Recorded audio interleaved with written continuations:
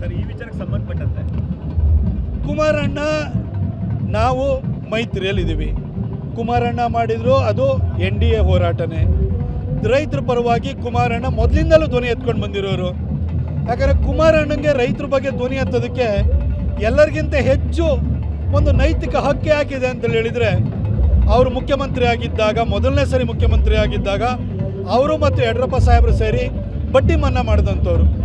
ಕುಮಾರಣ್ಣನೇ ಮುಖ್ಯಮಂತ್ರಿ ಆದಾಗ 30,000 ಕೋಟಿಗಿಂತ ಹೆಚ್ಚು ರೈತರ ಸಾಲವನ್ನು ಮನ್ನಾ ಮಾಡಿದಂಥವ್ರು.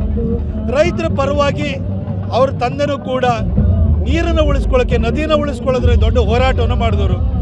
ಕುಮಾರಣ್ಣನೂ ಕೂಡ ರೈತರ ಪರವಾಗಿ ಹೋರಾಟವನ್ನು ಮಾಡಿದವರು, ಅವ್ರ ಸಾಲವನ್ನು ಮನ್ನಾ ಮಾಡಿದಂಥವ್ರು.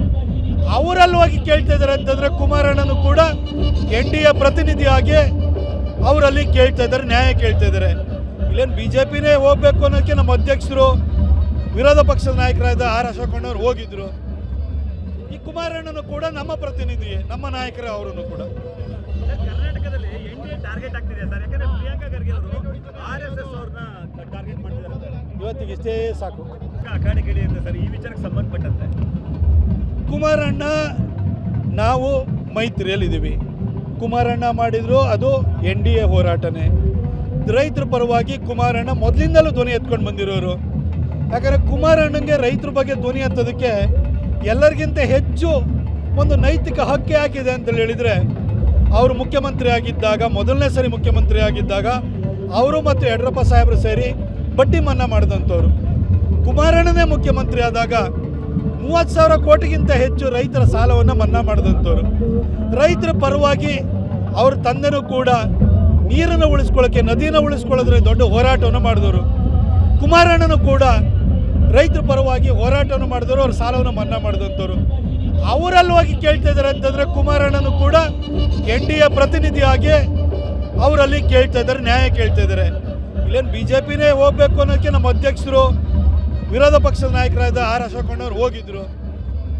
ಈ ಕುಮಾರಣ್ಣನು ಕೂಡ ನಮ್ಮ ಪ್ರತಿನಿಧಿ, ನಮ್ಮ ನಾಯಕರೇ ಅವರನ್ನು ಕೂಡ. ಕರ್ನಾಟಕದಲ್ಲಿ NDA ಟಾರ್ಗೆಟ್ ಆಗ್ತಿದೆ ಸರ್, ಯಾಕಂದ್ರೆ ಪ್ರಿಯಾಂಕಾ ಖರ್ಗೆ ಅವರು RSS ಅವ್ರನ್ನ ಟಾರ್ಗೆಟ್ ಮಾಡ್ತಿದ್ದಾರೆ. ಇವತ್ತಿಗೆ ಇಷ್ಟೇ ಸಾಕು. ಅಖಾಡೆಗಿಳಿ ಅಂತ ಸರ್ ಈ ವಿಚಾರಕ್ಕೆ ಸಂಬಂಧಪಟ್ಟಂತೆ ಕುಮಾರಣ್ಣ ನಾವು ಮೈತ್ರಿಯಲ್ಲಿದ್ದೀವಿ.